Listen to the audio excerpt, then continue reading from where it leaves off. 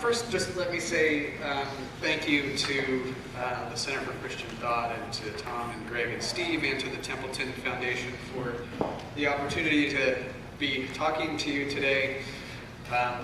It's an honor to be speaking alongside a number of people who, and some of whom aren't aware of it, have really played a formative role in my own intellectual development. So again, thank you and pleased to be here. I will be talking today about something that you could consider to be basically a project in what I would call applied virtue epistemology. Like Greg said, I work in the area of virtue epistemology, and virtue epistemology is the philosophical, it's an approach to the philosophical study of knowledge that gives a central role to intellectual virtues and their role in the intellectual life. And my claim today will be, and sorry Evan, I'm going to have to turn around because I do have my glasses on, but I can barely see what's up there, so I'll have to go back and forth a little bit here. My claim is that virtue epistemology can provide an illuminating diagnosis of an evident problem of incivility in contemporary public discourse, and that it contains resources for addressing this problem or addressing this deficiency. So I'm basically going to be applying virtue epistemology to our understanding of what's happening in public discourse. And in some ways, my thesis is not very controversial. In fact, I think once we kind of get to it, it hopefully will strike you as fairly obvious. But the reason that it might not be obvious now is that most of us don't have an informed, robust conception of what intellectual character or intellectual virtues and vices are.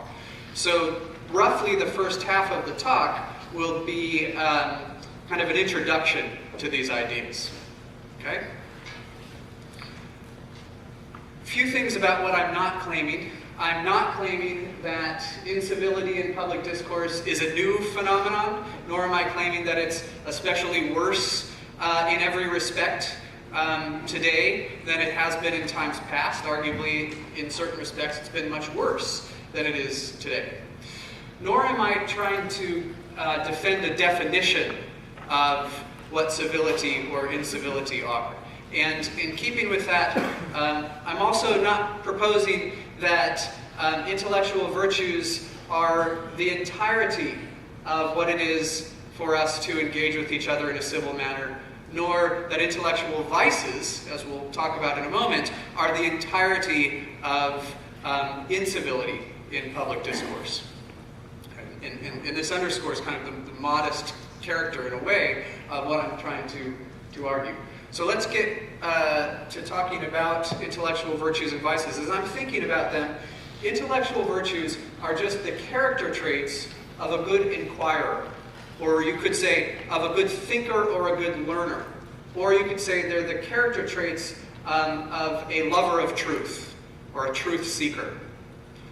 And intellectual vices then are the defects or the qualities, the character traits of a defective or a poor inquirer or thinker or learner or truth seeker.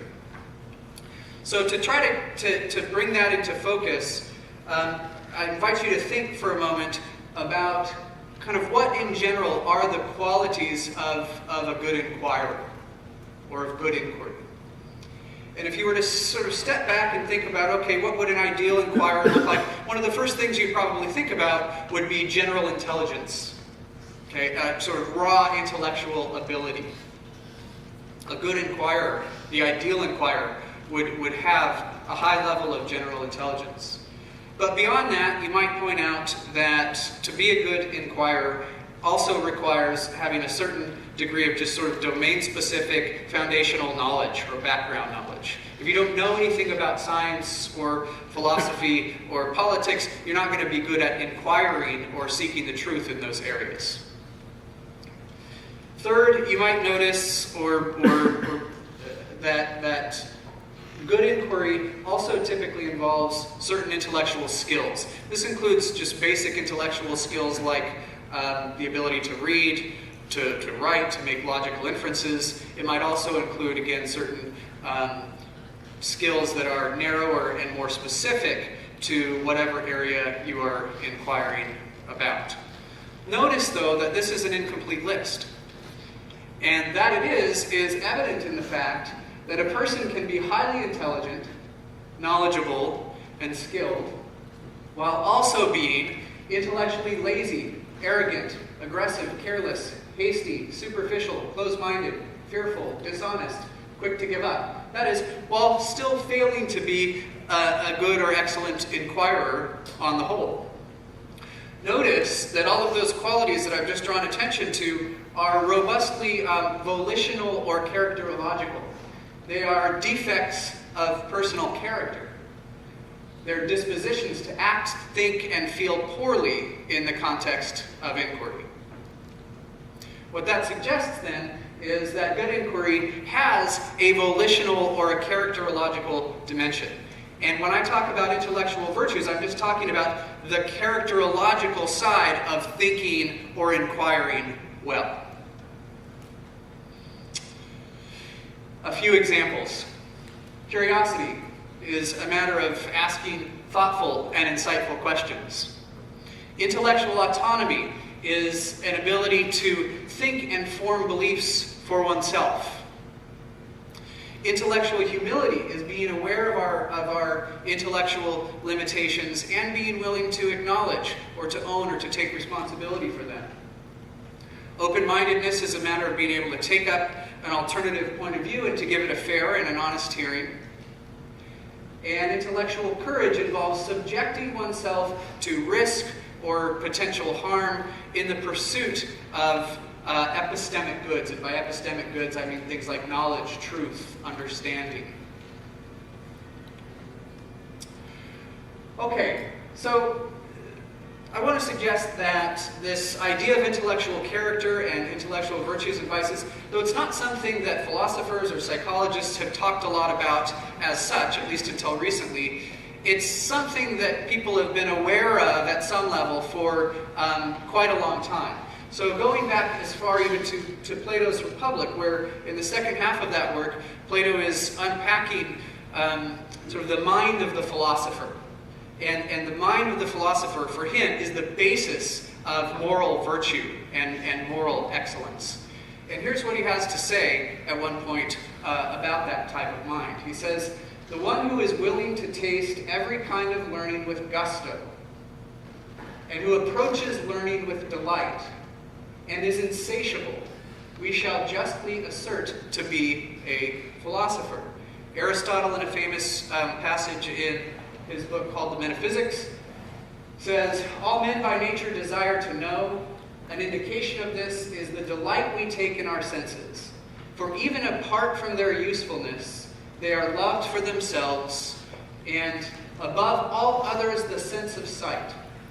The reason is that this sight, this sense, most of all the senses, makes us know and bring to light many differences between things." Think about the dimensions of personal psychology that Plato and Aristotle are drawing attention to here. Again, my suggestion is that they're calling attention to something that is personal, something that has a strong volitional dimension, something that has an affective component. It consists partly of how you feel. And yet, it's not moral character so much that they're calling attention to. Rather, it's a kind of epistemically oriented, truth-oriented dimension of personal psychology or personal character. So, though they didn't talk about intellectual character or intellectual virtues in the way that I am, at least, they were sensitive to it and were interested in it. Similarly, here's a quote from Descartes in the Discourse on Method. He says, "Our opinions differ not because some of us are more reasonable than others, but solely because we take our thoughts along different paths and don't attend to the same things. For it isn't enough to have a good mind. What matters most is using it well. Sheer quality of intellect doesn't make the difference between good and bad. The greatest souls are capable of the greatest vices as well as the greatest virtues. Nor is nimbleness of intellect the key to making discoveries. Those who go very slowly, but always on the right path, can make much greater progress than those who sprint and go astray. Again, he's calling attention to the characterological, the volitional dimensions of the intellectual life, of inquiry, of seeking after truth, knowledge, and understanding. Now for our psychologist friends, fast forwarding to I guess this is, yes, the 21st century, you also see some evidence of concern with what I'm calling intellectual character and intellectual virtues in, among other areas, the area known as positive psychology. So in the important, well-known work by Peterson and Seligman titled Character Strengths and Virtues, a Handbook and Classification, they devote 5 chapters to what they call strengths of character that pertain to wisdom and knowledge. And the qualities they discuss here are creativity, curiosity, open-mindedness, love of learning, perspective, which they think of in terms of wisdom. So again, traces of concern with intellectual character and intellectual virtues from ancient times up to the present, even though it's not always put in those terms or in that language. I want to turn now to address a question you might have, which is, how are intellectual virtues, as I've just described them, related to what we typically think of as moral virtues? You might wonder, can you really draw a line between the two sets of qualities? You might have noticed that we use some of the same terms to refer to both. Intellectual courage. We might talk about intellectual generosity. So you might think, look, aren't intellectual virtues really just moral virtues applied to an epistemic context? For instance, to the context of truth-seeking or inquiry. I have 4 quick replies to this, and they're kind of two pairs of replies. The first reply has to do with how individual intellectual virtues line up with individual moral virtues. Okay? And the first thing I wanted to say is that, look, I certainly don't have any objection to the claim that, for instance, intellectual courage or intellectual patience or intellectual generosity just are courage, generosity, patience in general, applied to an epistemic context, applied to the context of inquiry. So I would agree that intellectual courage and moral courage are going to have the same kind of basic structure. Similarly for intellectual patience and intellectual generosity. So I'm not drawing a hard and fast distinction between intellectual virtues and moral virtues, at least in that sense. However, it is kind of interesting to note that intellectual virtues and moral virtues don't line up perfectly. Note, for instance, that a paradigm moral vice, malevolence, ill will, right, doesn't correspond to any paradigm intellectual vice. So when you look at lists of intellectual vices, you don't typically see intellectual malevolence anywhere on them, right? Similarly, note that a paradigm intellectual virtue, something like curiosity or inquisitiveness, doesn't correspond to any paradigm moral virtue. We don't talk about moral curiosity or moral inquisitiveness, at least not as a familiar virtue. So while the two sets of traits are intertwined and similar in lots of ways, it's not as if you can just take the standard list of moral virtues, put the word intellectual in front of all of them, and have a complete list of intellectual virtues. The second pair of points I want to make about the relationship between intellectual virtues and moral virtues concerns intellectual virtues kind of as a class or as an entire group. You might wonder, aren't moral virtues just sort of aren't intellectual virtues just sort of a subset or subclass of moral virtues? That's a complicated, thorny, ambiguous question, but here's one sense in which I'd be happy to say yes or answer affirmatively that question. if you think of the moral or of morality broad enough, so for instance that it includes all of human flourishing, and if you think that part of what it is to flourish as a human being is to grow intellectually in knowledge and understanding, to form true beliefs, to contemplate the way reality of the world is. If you think that morality or the moral extends that broadly, and if you think that human flourishing involves a kind of department or dimension that is epistemic in nature, then I'd be happy to say, sure, intellectual virtues are just a subset of moral virtues. They're that subset of moral virtues that aim at the epistemic dimensions of human flourishing. However, I wouldn't want you to infer from that the distinction between intellectual virtues and moral virtues is therefore kind of unimportant. Okay? And one reason for that is that people can, in certain ways, excel in intellectual virtues without excelling in moral virtues, and the other way around. So really quickly, you can imagine a passionate scientist who is enthralled with reaching the truth and knowledge and understanding, and we can imagine that her love of truth motivates her to think in ways that are careful and fair and honest, and to persevere in her inquiries. She might even have a real interest in her students' understanding of whatever area of science, say, that she's working in. So she might carefully tend to their intellectual development. However, that's consistent with the possibility that she's also cold and indifferent to her spouse and her children and her neighbors and so forth, right? That would seem to be a case where she's got some genuine intellectual virtues, and if you doubt that, just imagine that she has no interest in truth, that she's sloppy and dogmatic and careless in her thinking. Right? No, she's got some excellences, but she doesn't have the same level of moral virtue. And of course, you can go the other way around as well. You can imagine a person who is high in what we're used to thinking of as moral virtues. Concerned with social justice, a heart and servant of the down and out, a devoted friend and mother and spouse, but who really has no interest in knowledge, learning, truth, intellectual growth, and as a result tends to sort of think in ways that are sloppy and careless and distort the truth, handle evidence poorly.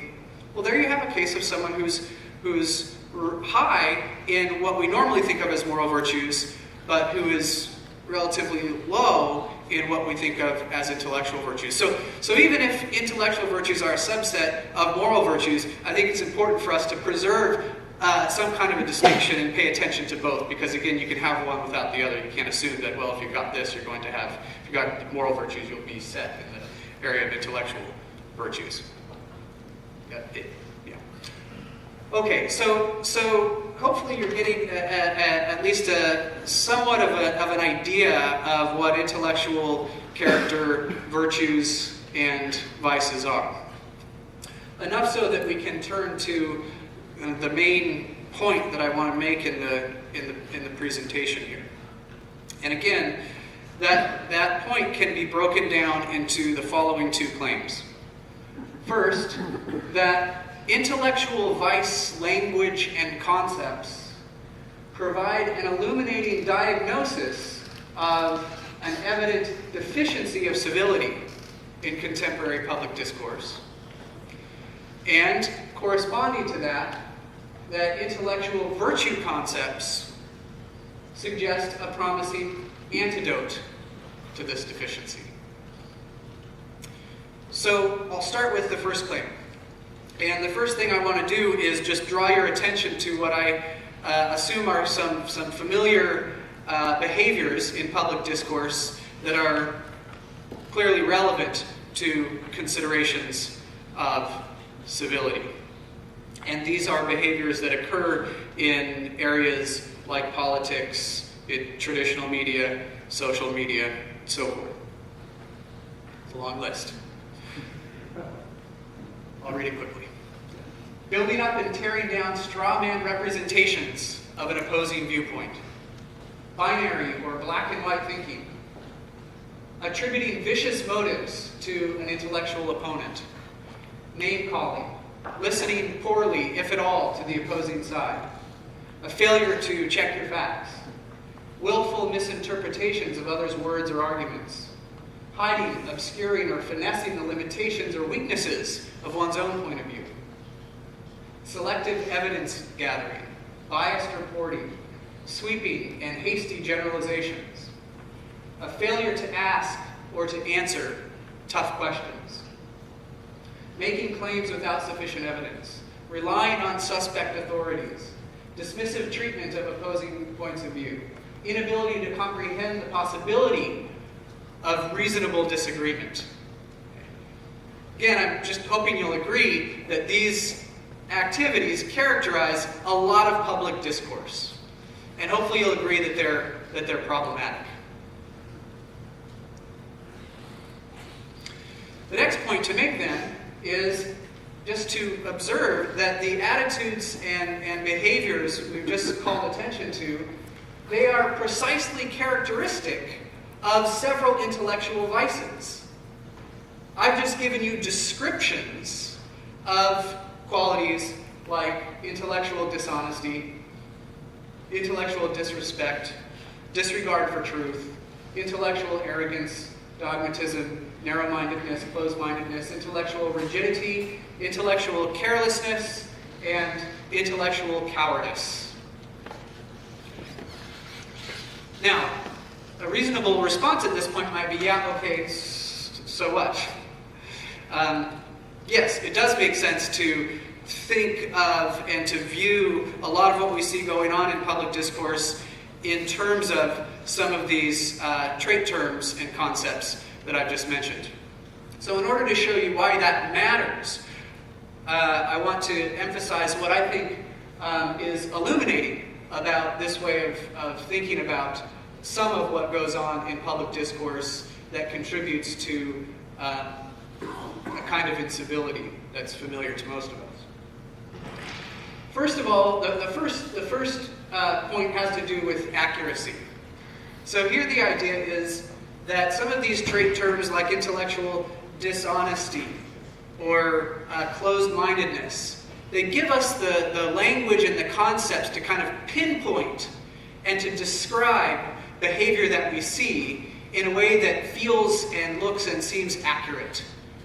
Okay, so one reason it's useful to think about public discourse in terms of intellectual vices is just accuracy. Okay, it provides fitting descriptions of the phenomenon. And notice that intellectual vice concepts are unique in that capacity compared, say, with moral vice concepts.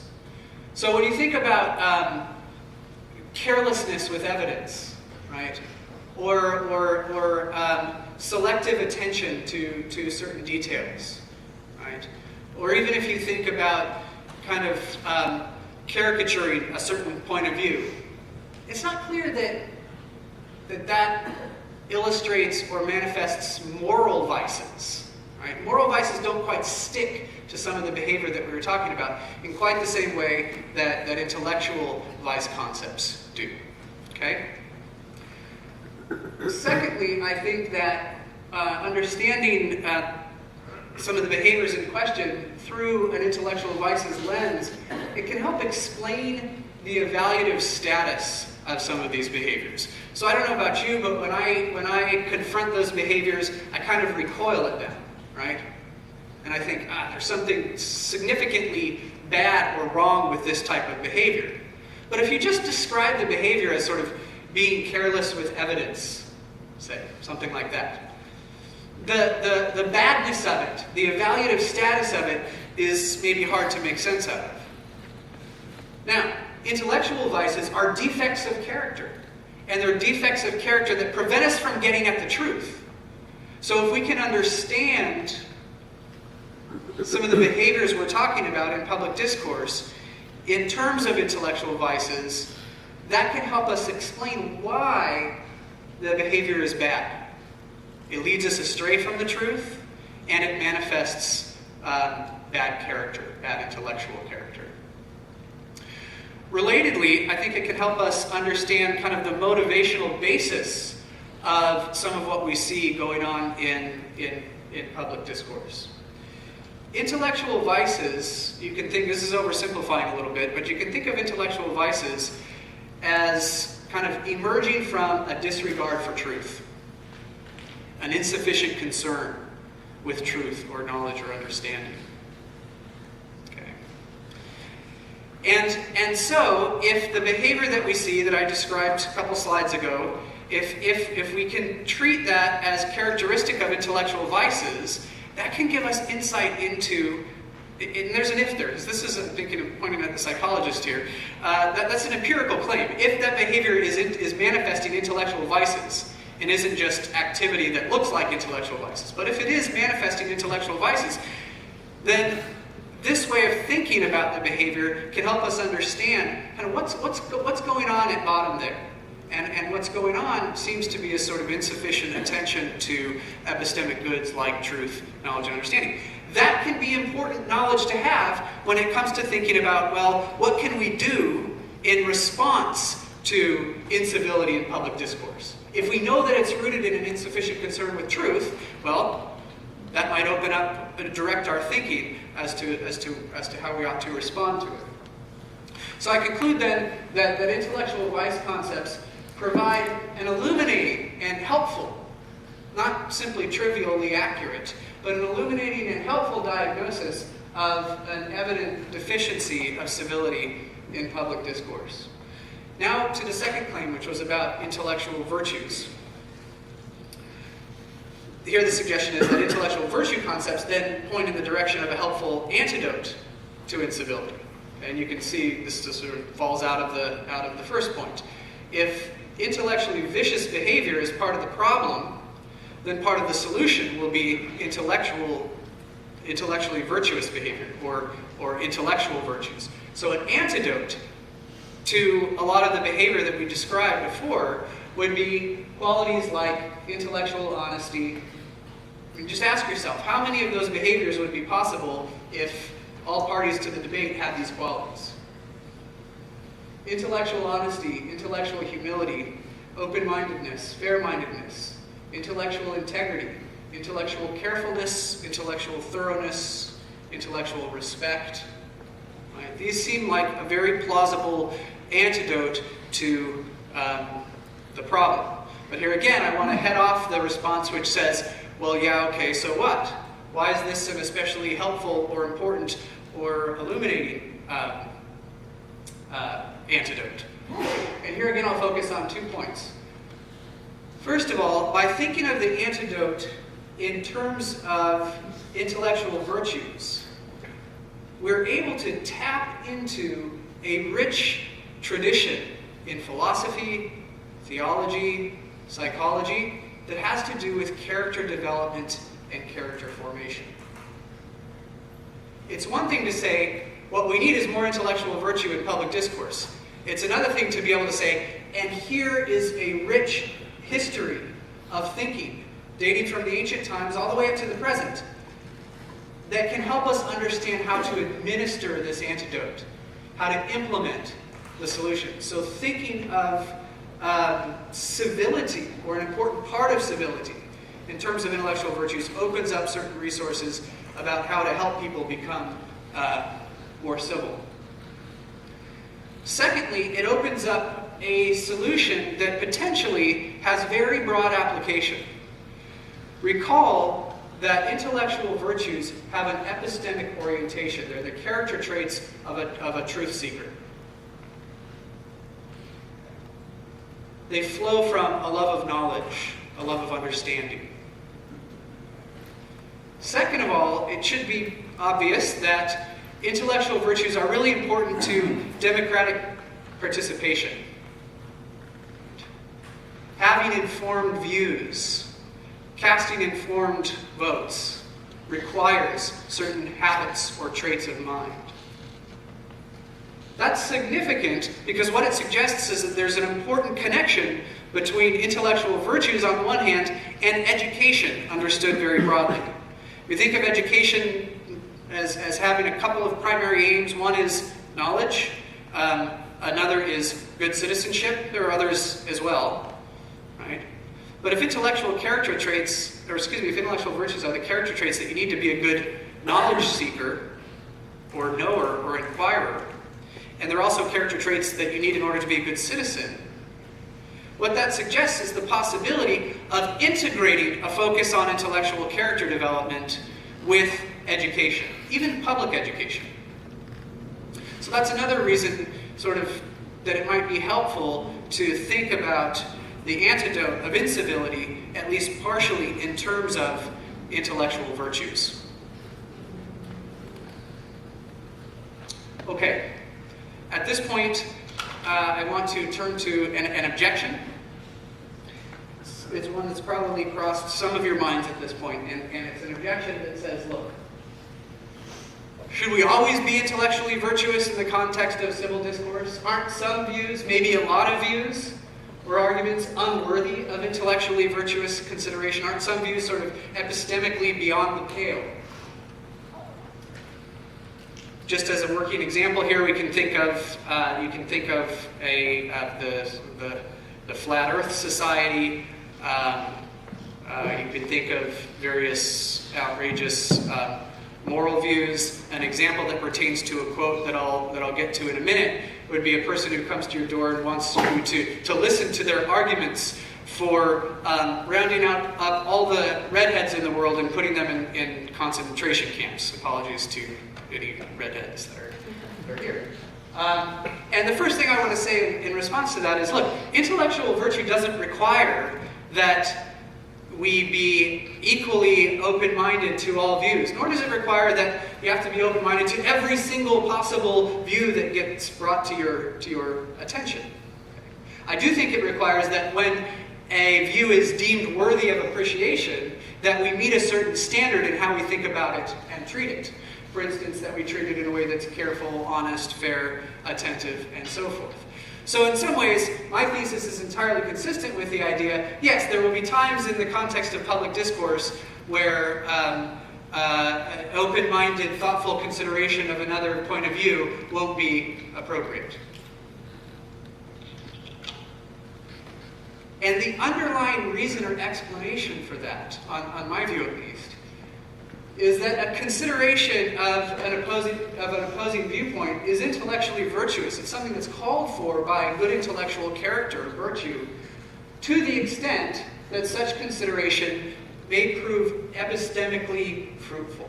Right? You don't listen to the person who espouses the redhead thesis because you think that's a waste of time. I have abundant evidence thinking that claim is false. So it would be foolish and unfruitful for me to be listening to that point of view. Right? Okay, now we've just encountered a problem. Okay, it's kind of a practical problem, but it's a serious problem. Which is that a great deal of incivility arises from a sense that consideration of an opposing view would be epistemically fruitless. The people that engage in the type of behavior that was listed earlier with all those bullet points, right? Most of that comes from a place of, well, but the people I'm behaving this way toward, their views don't even dignify serious consideration. Right? Talking to other people and those people in an open-minded way would not be epistemically fruitful. First thing I want to say in response to this problem is, and there's plenty of psychological research that would back this up, is that we're probably not very good as human beings at drawing the line between cases in which talking to another person might be epistemically fruitful and cases in which talking to an opposing, an intellectual opponent would bear no epistemic fruit at all.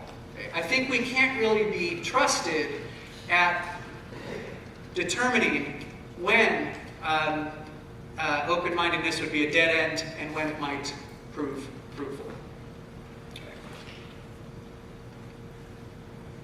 And if that's right, that gives rise to the question, well, what do we do, right? Practically speaking, if you agree with this idea that yes, we should show, and all people should show a little more intellectual virtue in the context of public discourse, but they don't have to show it when doing so would be epistemically pointless, how do we go about drawing the line between cases where it would be pointless and cases where it might prove beneficial? And I have a couple quick suggestions about that, but I want to set them up with a nice quotation from a recent article from the Bloomberg View by a professor named Noah Smith called "Don't Be Rude, You Loser." And here's what he says. He's responding to a kind of thesis that says, oh, well, so should we be open-minded to people who hold this view? He says, putting red-haired people in concentration camps is obviously horrible, but most of our arguments are over things like Obamacare, or anti-poverty programs, or financial regulation, issues on which reasonable people can and do disagree. If you're uncivil in this sort of situation, if you call your opponent an idiot or a liar or a nastier name simply because you think his or her argument is bad, you're basically being overconfident. You're assuming that there is essentially no chance that you're in the wrong. So it's in the public interest for you to rail against your opponent and score points with the crowd. If you do this, there's no chance that you yourself will learn anything from the encounter. People usually argue to win, but many times it's possible to argue to learn. And he also says, it's a tough call to decide whether an idea is so awful that the only proper response is to denounce it and its proponents with full vitriol. In general, these cases are a lot rarer than we think. People rarely lie, and all but the worst arguments contain some grain of valuable truth. If you can't understand how your opponent could possibly believe what they believe, odds are that you could benefit from trying harder to understand. Not always, but usually. So I'll close with just a few thoughts about how we might go about trying to draw that line between fruitful exchanges and ones that aren't. And the first thing that I think would be useful here is to invoke something like a reasonable disagreement principle. And I'm not thinking of reasonable disagreement in the strict philosophical sense that some of you will be thinking about, more generally. To the extent that reasonable disagreement on a given topic or issue is possible, then intellectually virtuous engagement on this topic or issue is advisable. That basic principle helps sort of draw a distinction between the redhead case, right, where it seems pretty clear that there's not reasonable disagreement to be had about whether we should round up redheads and put them in a concentration camp, on the one hand. And other more complex issues, say in politics or morality or religion, where reasonable disagreement can be had. So you might say to ourselves, look, if there are reasonable minds who disagree on this topic, then I should probably, if I have the time and other things being equal and so forth, give an honest consideration to this opposing viewpoint. Secondly, some of the dynamics that we've just drawn attention to underscore the supreme importance of intellectual humility. When you look at a lot of the activity that I described initially, and when you look at, if you buy into sort of the comment that I just shared from Noah Smith, what you'll see is that a lot of incivility emerges from being sort of unaware of or failing to own the limitations of our own evidence or our own views. Intellectual humility is a virtue that helps with that. It helps us be aware of and more honest about our intellectual limitations and mistakes, gaps in evidence, and so forth. So it seems like one virtue that needs special emphasis in the context of civil discourse, civic discourse, is intellectual humility. Finally, I like this idea of arguing to learn. Right? Typically, in public discourse, the posture is to either win or to make sure that I can get my reasons and my view out there in the open. And certainly that latter motivation is a good one. We ought to defend what we believe. But we also ought to argue or debate to listen. Okay? Arguing in a way that involves thinking, I might have something to learn. Even though I disagree with this person, I might have something to learn from him or from her. That's it. Thanks.